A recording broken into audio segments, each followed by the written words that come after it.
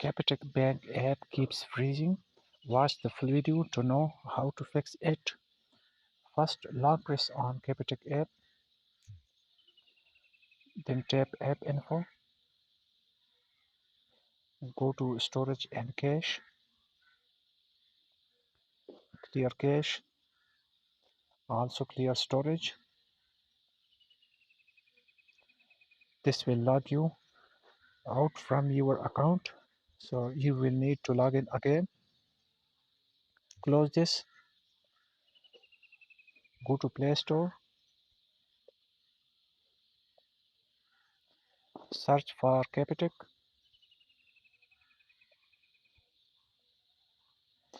update the app. If it's still not working, then completely uninstall and reinstall it back.